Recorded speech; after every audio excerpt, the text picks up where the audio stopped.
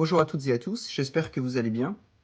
Alors dans une vidéo récente, j'ai mis en lumière une question que les propriétaires investisseurs ont plutôt tendance à mettre à l'arrière-plan ou à sous-estimer. En fait, c'est le délai nécessaire pour récupérer son logement. Alors il existe différents scénarios possibles selon que le bien est loué nu ou meublé, selon que le bien a été acquis avec un locataire en place au moment de son acquisition ou pas, ou selon les raisons pour lesquelles vous voulez le récupérer.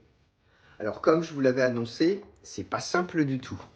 Alors, pour garder les idées claires, je me concentrerai sur un cas de figure, parmi les deux cas les plus périlleux, et j'explorerai le second cas dans une autre vidéo.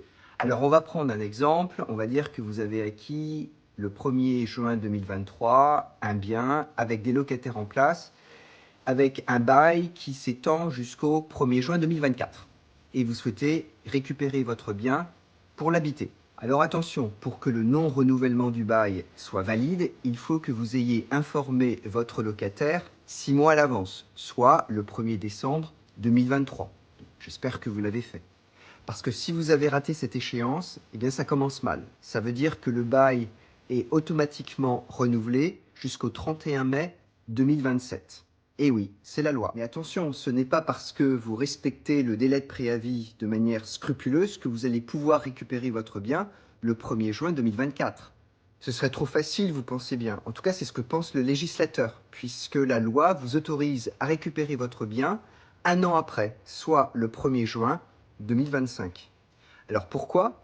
Parce que la loi accorde au locataire le droit de rester dans le logement 2 ans après son acquisition. Et le compte à rebours de ces 2 ans part de la date de la signature de l'acte de vente chez le notaire. Dans notre exemple, le titre d'achat a été signé chez le notaire le 1er juin 2023. Le locataire qui était en place à ce moment-là a le droit de rester dans le logement jusqu'au 31 mai 2025. Alors vous trouvez que tout ça c'est un peu borderline, mais attendez, pour récupérer votre logement, respecter les délais, ça ne suffit pas. Vous devrez également fournir des preuves, des justificatifs de votre intention à votre locataire. Alors vous ne pouvez pas venir le voir et lui dire que vous voulez loger votre cousin, même par écrit. Ça ne fonctionne pas. Donc dans la lettre de congé destinée au locataire, il faudra expliciter la raison pour laquelle vous souhaitez ne pas renouveler son contrat de bail. Il vous faudra aussi ajouter l'identité et l'adresse exacte du nouvel occupant, ainsi que son lien de parenté. Alors, et la raison doit être que le nouvel occupant doit être vous-même, ou bien votre conjoint, ou bien vos ascendants ou descendants directs et leurs conjoints respectifs. Donc si vous voulez reprendre votre logement pour y loger votre beau-frère ou votre cousin, c'est pas la peine, ça marche pas. Alors enfin, la loi précise que vous devez prouver le caractère réel et sérieux de votre projet afin de démontrer que vous ne le faites pas pour mettre dehors votre locataire. Vous êtes toujours là, je ne vous ai pas perdu. Très bien.